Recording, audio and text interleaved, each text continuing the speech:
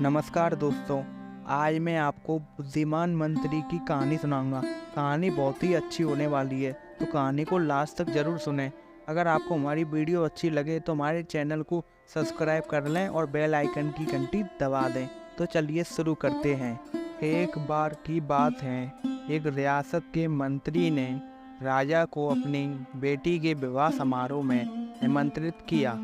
जब राजा अपने परिवार के साथ विवाह समारोह में पहुंचा, तो मंत्री उन्हें सम्मानपूर्वक विशिष्ट आसन पर बैठाने ले गए। जब वे लोग विशिष्ट आसन के पास पहुंचे, तो मंत्री यह देखकर बहुत लज्जित हुआ कि एक सफाई कर्मी वहां बैठा हुआ था।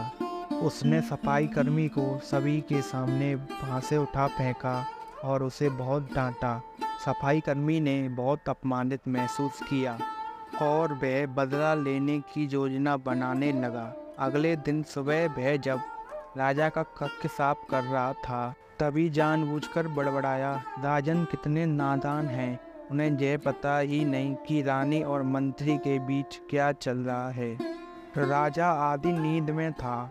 यह क्या बकवास कर रहे हो? उसने पूछा। महाराज, मैं पूरी रात सो नहीं पाया, मैं तो नींद में बड़बड़ा रहा था, सफाई कर्मी जवाब में बोला। हालांकि उसकी बात सुनकर राजा के मन में संदेह के बीज पड़ गए थे।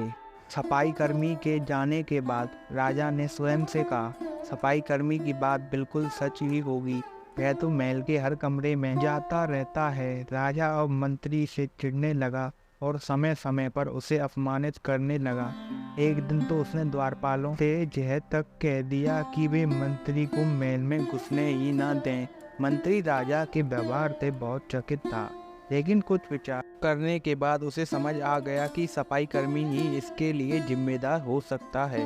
मैंने उसका अपमान किया था, उसी का उसने बदला लिया है। अब मुझे उसे दोबारा प्रसन्न करना होगा, तभी वह राजा की निगाह में मेरा सम्मान दोबारा दिला सकता है।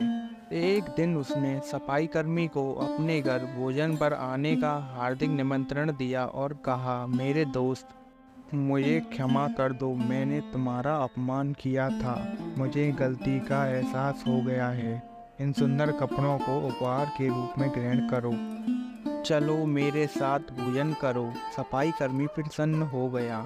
वह सोचने लगा, मंत्री तो अच्छा आदमी है, मैंने ही उस दिन गलती कर दी थी। अब सफाई कर्मी प्रसन्न था और प्रयास करने लगा कि मंत्री के बारे में राजा की धारणा बदल जाए।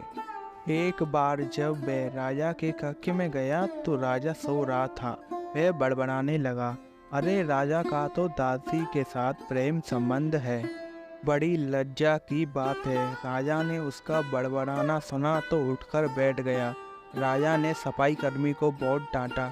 सफाई कर्मी बोला, क्षमा कर दें महाराज, मैं पूरी रात सो नहीं पाया, इसलिए दिन में ही नींद में बड़बड़ा रहा था। राजा को अपनी गलती समझ में आ गई। इस तरह की अफवाह के चक्कर में आकर उसने अपने बहुत अच्छे सलाहकार की अनदेखी शुरू कर दी थी। राजा ने मंत्री को बुलाया और दोनों फिर से मित्र बन गए।